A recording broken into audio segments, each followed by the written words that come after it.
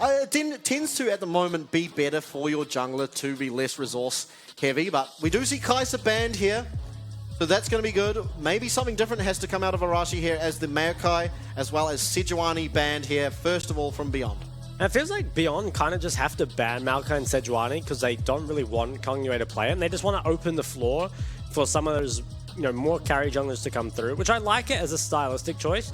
But I do worry about that if the meta stays like this for longer, because having two of your bans just be fixed every game is pretty rough, I think, when you head into playoffs. But that's a long time away, a few patches away too. What will be the last ban here?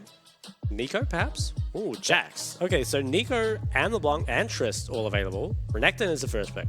Yeah, I like that. I think that is one of the best power picks still available. Yeah, with Jax gone as well, even better. So Lakai, definitely, I'm kind of interested by the Jax ban, actually, because Lakai, that has been traditionally his most played champ.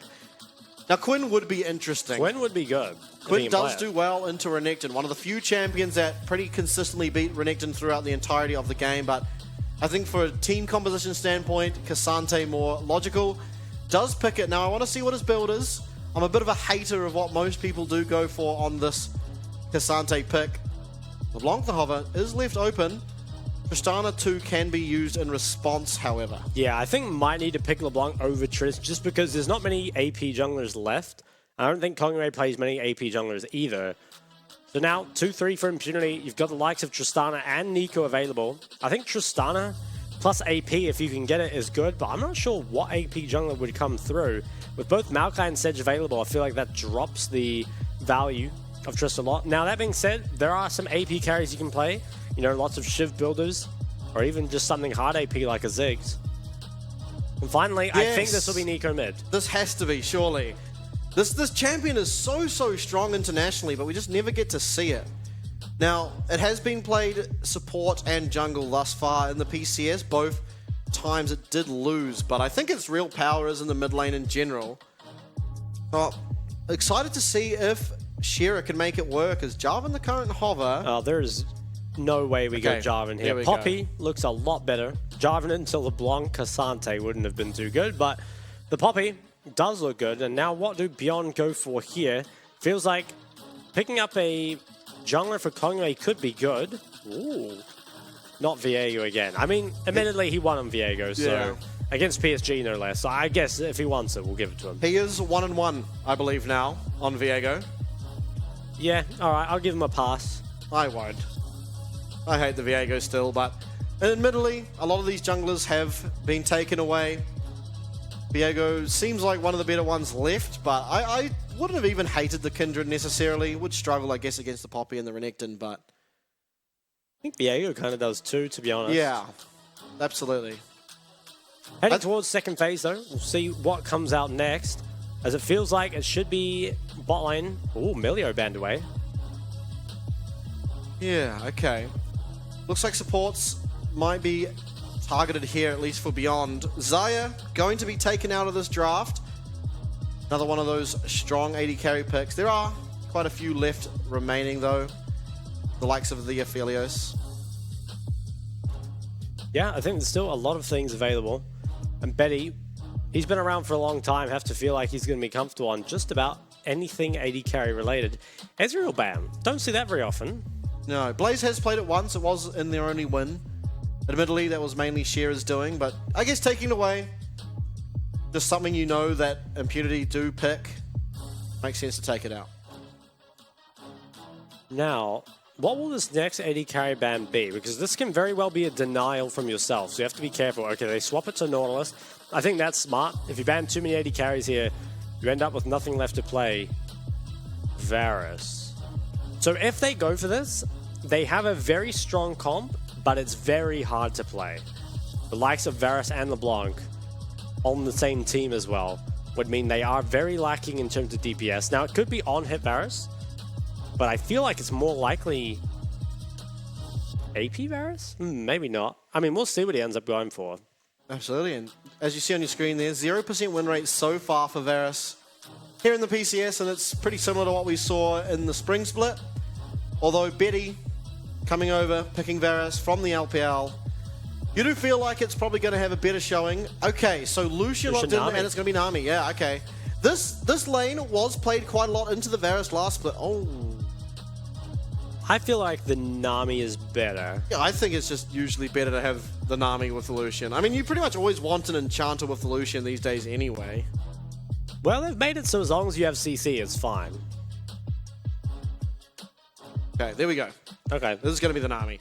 I like this.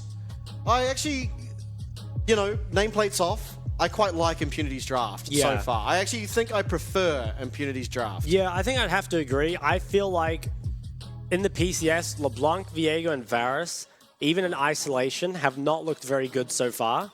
And all three on the same team, this is a very, very hard comp to pull off. I do like the Rel coming in. I think that adds a lot of engage, a lot of teamfight potential. And I'm very curious to see which build the Varus ends up going for and how well Betty can play around it. Because what often happens is if you do go for the on-hit Varus build, it puts a lot of pressure on your AD carry to position well.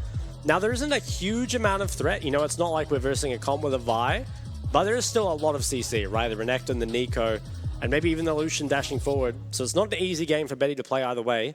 I think Beyond probably still will come out on top, given they are the stronger team.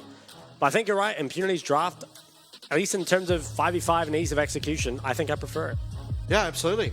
I think a lot of owners here on the bot lane yet again. I think Lucian and Nami need to find themselves a bit of a lead. I will say, depending on the Varus build, maybe after the sort of early level ones that we typically see the Lucian Nami losing, I think priority should be given to the Lucian Nami. They should be able to find fairly reliable trades, at least onto that Rel, which can lead to quite a bit of an advantage. Now, question mark around the Nico.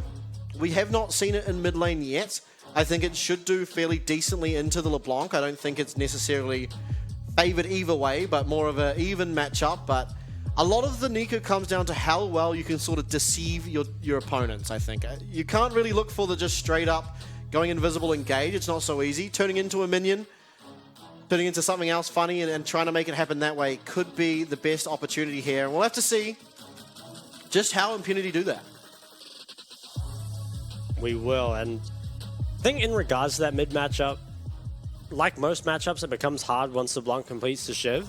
But Nico does have a lot of CC to kind of punish LeBlanc for dashing forward in a fight. If she does go too far in, can find herself chain CC by Nico, who has one of the longest CC chains in the game. Not to mention the rest of the CC that can come through. We'll see how it goes. And Nico also has a strong laning phase, so it does slow down LeBlanc getting that Shiv in the first place. Okay, so Halo Blades on the Varus. I think it's going to be lethality. The reason I think it'll be lethality is because then you essentially have a double poke comp. Yeah. Because LeBlanc, right now, definitely a poke champion more than anything. Smurf has to be careful. Kerez has found himself in there undetected. Yeah, Might be he's just in an early trouble. flash here. Smurf's going to have to. There's going to be flash committed by Kerez, and the chain will land. Smurf's just going to commit to the death, and I think Lakai should not have taken that. Honestly, though, I think it could be okay. I mean, yeah, you're probably right. Would have been better on someone else. But I think getting it on Cassante, depending on what he ends up building, could still be pretty solid. And I wonder, will BYG try and split the map? Don't think so. They're just going to drop a ward. Yeah, I wonder if he will go lethality on the Varus or not. Because I feel like having more DPS for objectives and just for chewing through this Renekton Poppy is probably better. But, like you said, if they can commit to playing for the double poke comp, it is good. It's just we haven't really seen it ever executed well here in the PCS. Yeah. But beyond, I mean, if their game up against PSG is anything to kind of go by, feels like right now they could be on another level. Yeah, and admittedly, the double poke comp has worked when it has been the mixed damage between the pokes. So obviously here we'll have that again between Lethality Varus and the AP LeBlanc. And it has been very successful. Given, generally it's been the Kai'Sa as that secondary down the bot with the poke, but Kai'Sa does have a lot of DPS, whereas Betty on this Varus should not, assuming it is going to be this lethality, which makes a big difference. But I want to bring your eyes towards Lakai's items. Now, I know he gets exactly 400 gold, which is the same price as a Ruby Crystal, but he could be going Barmy Cinder. I really hope he is. Surely he watched RJ play this matchup. Well, he played it against Arze playing this matchup. Oh, good. Yeah, but Arze got destroyed. But I don't think that was because of the items. No. He probably realized that it was better overall. Raid comes out on top. And CS is actually going 1-1-1-6's way in mid. So Shera actually starting to fall behind. Not what you want to see. Ooh, bit of pressure down bot might not be so bad, especially given there's a massive minion wave. There should be priority given here. Yeah, okay. Smurf already at this blue buff. It's going to be really hard for Betty to want to leave with such a massive minion wave at his tower. I think this was a really good invade timing, and that's just going to be the blue picked up. I think probably the best proactive play we've seen out of Impunity yet. Yeah, that was very nice. Use that bot priority to just walk in there and sneak that away. Maybe now, looking on mid, should have the W here. The snare doesn't land.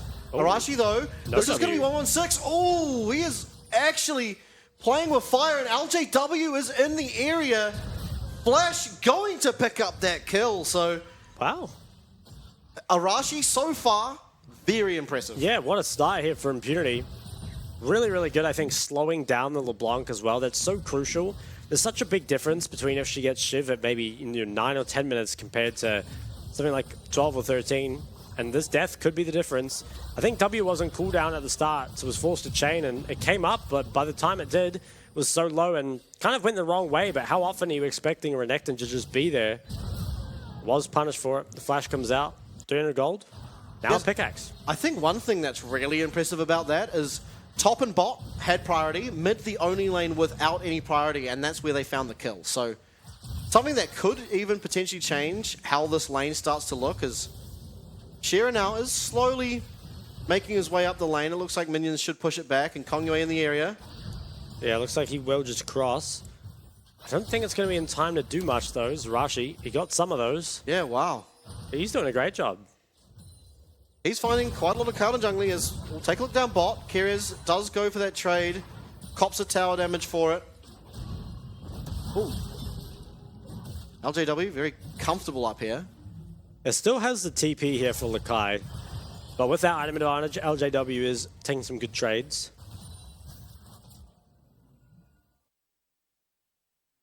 Okay, so Betty does hold himself a slight minion advantage, which isn't too surprising as, whoa, Shera manages to connect with the root there, stopping a lot of potential LeBlanc damage. Now, has hit level 5, been able to take that minion there.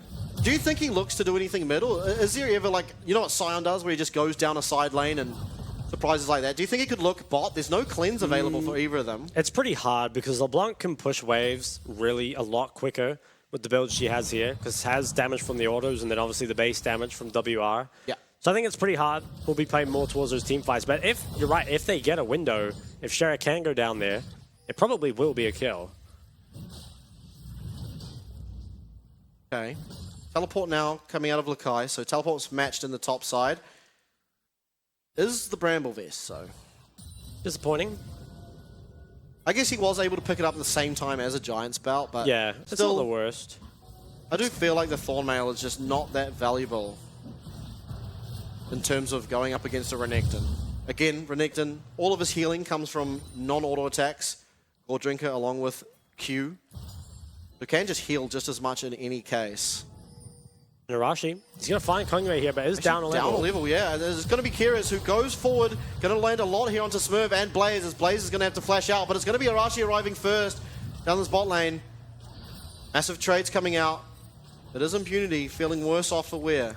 Yeah, and I think Arashi's going to try to stay around and crash this wave. Now, I'm a little surprised that BYG can kind of commit more to making sure that wave doesn't get crashed. Because I think if Lucian Dami can't get a good reset here, would be in a lot of trouble. Instead, though, things will just go back to normal, and I think Kongyue has spent a lot of time farming while Arashi's been pressuring. Ooh. Ooh, and they're actually going to stay. I think Betty will just reset, Yeah, I think though. Betty has to just reset here. This could be good, though. If they stay and push another wave, Betty will end up losing something. See if he commits the recall. He actually cancels it. A little risky, but he wants to get all the CS. If Blaze uses all the mana on the wave, which it looks like he will be fine. And Arashi trying to find something mid, but I don't think it's going to be possible. No, this LeBlanc, extremely slippery, is going forward nonetheless. Maybe he can use this mid prior to invade, but... They are. They have very good 2v2. Okay, Kongyue kiting the minions. The jungle camp away. It's actually going to get a reset, so a bit annoying as Arashi copping a lot of damage, actually committing the flash, and it's going to be Kyrez who arrives. able to claim that kill. Is there any CC to follow up? Not just now, but importantly, nice roam there. Good timing from Keres to come up and find that kill there onto Arashi. That was pretty important, Arashi. He's been doing a great job, but bites off a little bit more than he can chew, and that chain CC literally coming out from LeBlanc makes it so hard for him to get out. Even invested the flash and still went down. Betty's gone back and he's bought the Shiv component, so it will be Shiv Varus. Where he goes from there, we'll have to see. But I think Shiv, going a similar build to the Kai'Sa would actually be quite good here. Offers him a little bit of that AP, a little bit of poke, and quite a lot of DPS too. One thing I guess that's worrying is pretty much all of your damage now is magic damage. Cassante offers a bit of true damage, but I mean, we see the numbers that Viego puts up. It's really pretty pathetic most of the time. Yeah, I think it's okay though. There isn't that much MR that can really be bought early here. Right, like Nico can't get it, kind of needs Zhonya's no matter what.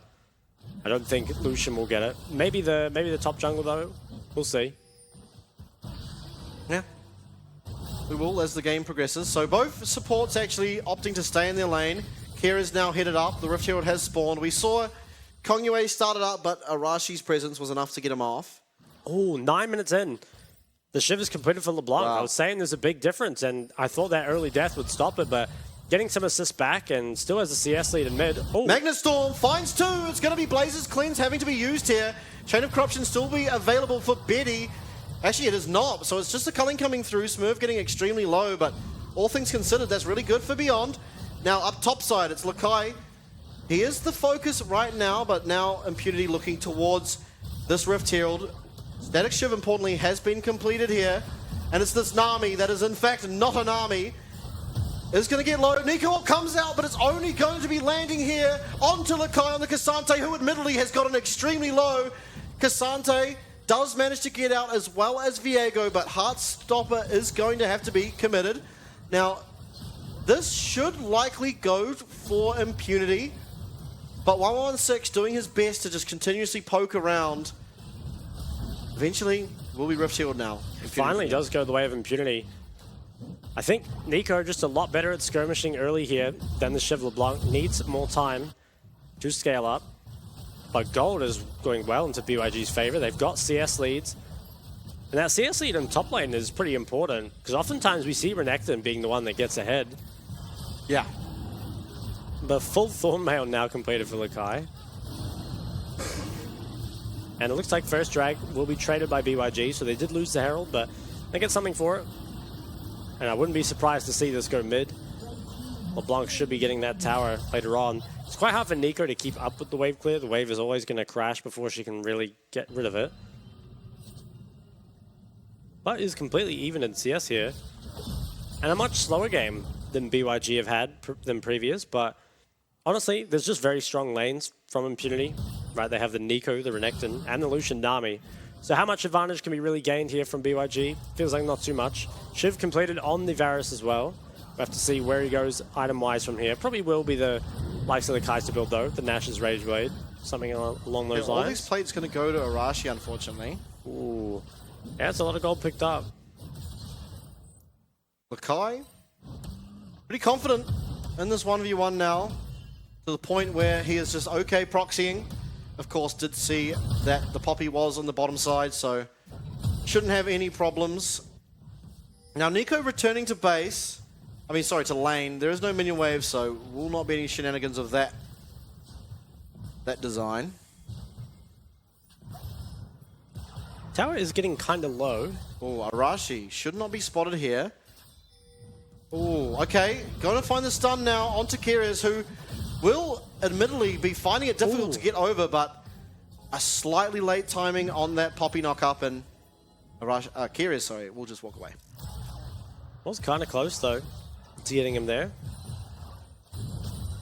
Everything else, though, looking kind of normal. Maybe double chain. It comes out in mid lane. It's a lot of damage. Ooh, didn't quite get the mark. Did dodge away from the damage. Interestingly, Stork Shoes picked up by LeBlanc, which I think is very greedy into Nico, Poppy, Renekton. Now, maybe if he can just play on his range well enough and just keep poking with autos, but I wonder if he'd be able to get more aggressive with the Mercs. Feels like even though Storks is more damage, you might be kind of playing too safe. Oh, Kongyue is going to have to commit that ult, and again, There's a couple times now Kongyue's been found out, and without ult, there is no real way for this Viego to reliably get resets. Just has to continuously rely on his team, but I don't believe the damage will be coming through as of yet to find those. And when the games go this slow, you do feel like Viego slowly does get outscaled by these tank junglers. We constantly do see it here. You do feel that way, but I also feel like Renekton Nico should get outscaled. That being said, I don't think their scaling is necessarily bad in this game. No. Just not quite as good. I think this is more of an execution-reliant game than the likes of the CFO game, where they can just wait till 30 minutes. Could be. Okay, Ooh. it's going to be Shearer finding a lot here onto 1116. Is he going to be able to find the kill, though? For now, it doesn't look like it. He's actually going to go down. Magnet Storm onto 3. Blaze running for his life. And I was talking about it's hard to get resets, but Kongyue is looking to find some. Doesn't manage to. It's going to be both flashes as well as the heal from this bottom side of Impunity. Really, really struggling right now, especially against Keras, you have to say. They're trying to defend this tower, but it could be a little bit harder than they perhaps think. Viego has ult soon. Yeah, Arashi in the area. Shearer does have teleport too, so I think it's a bit risky to look for anything in particular like that, but important solo kill found from 1116 TP up. was used mid. Yeah, okay, TP used mid, so now Kongyue looking. Betty takes a tower shot, and Arashi just ensuring no dashes can come through. He's actually going to get stunned up as Keras will land another stun. Blaze, no mana, will not be able to get away. They're trying to find what damage they can, but it's not enough. Kongyue not willing to trade the 1-for-1 under the tower, but do importantly find another kill here onto Blaze. Nice execution once again from the side of Beyond. With that, they're getting even further ahead on this bot side of the map, and that solo kill that came out in the mid lane looks like it's really had its benefits on the mid tower, and we'll see what happens. Feels like Nico has a lot of CC, not a lot of damage yet though. Didn't have that mythic completed, I don't think. Gets the ulti, but there just isn't enough damage. And you can see LeBlanc with this build especially, sustained damage out the wazoo. Bot side skirmish, very nice engage found by carries. If Kongyue had ult, this would have maybe been a 2-for-0 right here, but wasn't quite. And that mid tower did fall there, so now 4k gold lead for Beyond. Yep, things definitely getting a little bit out of hand here. Got some magic resist starting to be purchased from this Poppy.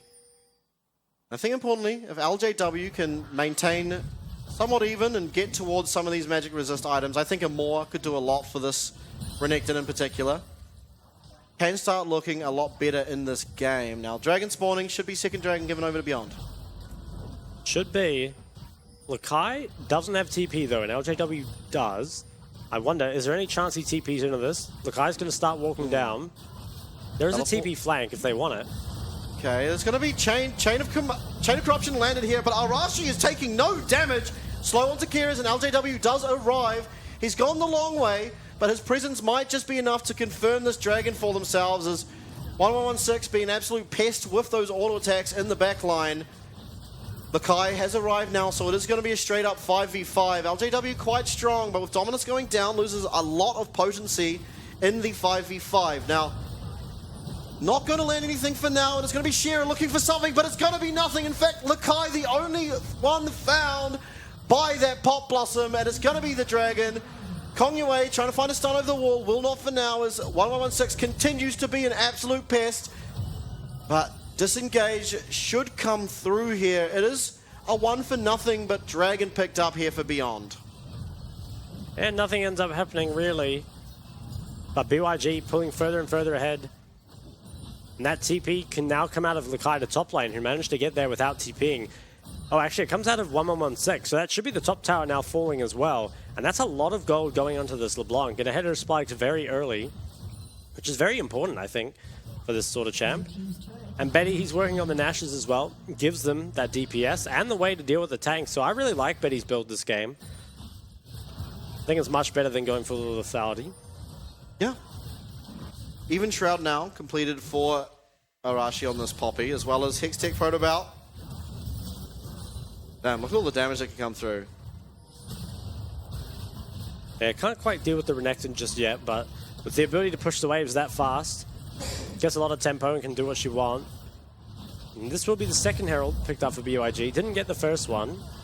But with that, can maybe break some towers. And Carries, he's looking. First chain hit, second one should come through. Chain will land, yeah, that is the second one, as well as a lot of CC following it.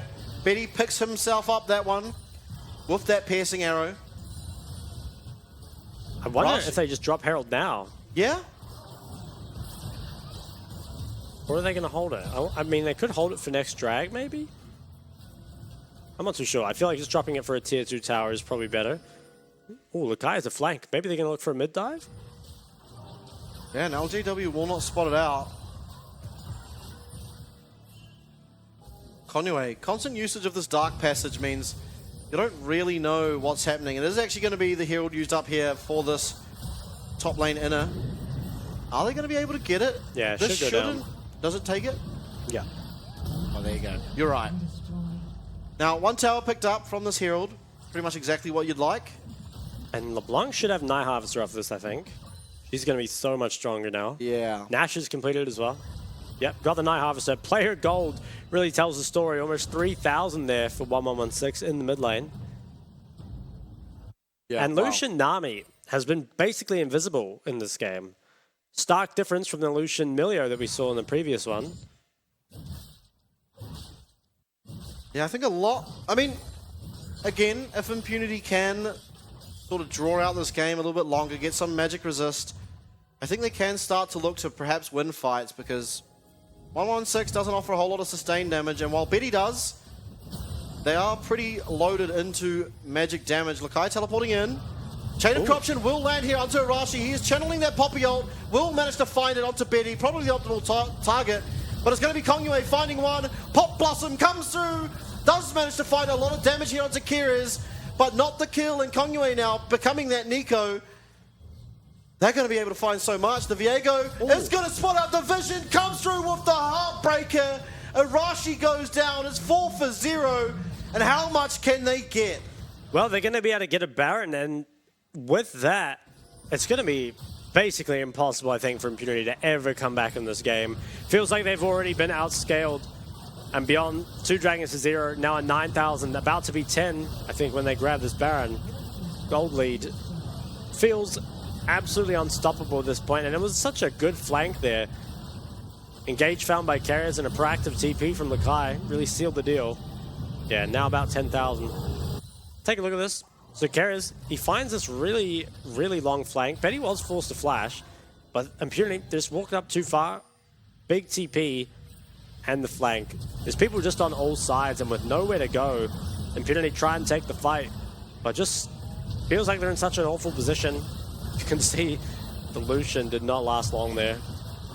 And Shera hasn't really found anything with the Nico all game long. Yeah, it's been pretty problematic. This was so well played. This shows why you should pick Nico. Unfortunately, it's the Viego that was playing the Nico extremely well, but using that vision that you get from the clone pretty much to perfection. Ooh. Here it is. It is going to go in, just go straight in, and all the damage loaded onto LJW, who is completely blowing up. 3 people in an instant, and it's the 2 carries left alone. But they have no damage really to speak of. And with Baron, we're going to start getting some inhibs down here. That was crazy decisive from Carriers. The moment he sees them, just launches himself at them. And I think with that, this might just be Impunity's Nexus going not too long after it. Yeah, it should take another fight at least, but you feel like the power that Beyond have, they probably just handedly win the fight. There is only really the Cassante ult left up, so... Oh, Lonxy Bing. Yeah, teleport is coming in. It's going to be Cassante. Lakai here getting targeted quite long, but the knock-up from Lakai. 1116 finding himself the first one. Everyone's in a pile. It's going to be LJW managing to turn one around, but it's 3 people, 4 people going down, and LJW not long for this world either. In fact, he's just running away, trying to save a bit of that KDA, but with this, it should be the game as long as attention does go more towards the Nexus. Eventually. Oh, maybe not. LJW, I think he got away. 2-1 and 0. Escaped with his life. All right, 1116 is going to take this matters into his own hands. Yeah, did eventually get him in the end. And Smurf. That's another one. Oh. That was a one-shot. Yeah, not long for this world. And that was a weird game. I mean, Beyond, it felt like it was close until it wasn't. And they just suddenly just blew the game wide open. I think it was only 22 minutes there. And Beyond, I think they must have the quickest average game time here in the PCS. Maybe. CFO got a 19-minute win, so they'll be up there. True. Oh, I don't know. It's hard to say. Yeah, but I want to say props to Impunity. Arashi especially, early game, played the jungle, I'd say, better than Kongyue did. He used timings really, really well. He found the kill there pretty much onto 1116, as well as being able to pick up that blue buff early. But then from there, a lot of mistakes. He got caught out a couple of times, and I mean, him getting caught out led to a lot of these team fights, as well as dragons going down and the likes. But I think early game showed some promise. Yeah. Unfortunately, eventually I think just outclassed there was the side of Impunity.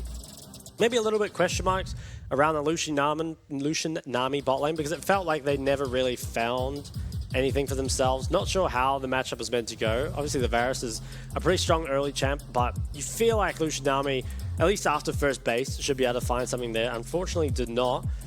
And I think from that point, you know, if they don't snowball early, if they don't manage to get some sort of team fight win, at least on that kind of first item mark, eventually Beyond will just pull ahead. And I think that's the first game LeBlanc has felt really, really impactful. It was very hard for them to deal with. Not much lifesteal, obviously. Had a little bit of sustain from Nami, but wasn't enough to stand up against the poke. Yeah, absolutely. And importantly, Betty, no deaths that game, so was maintaining an exceedingly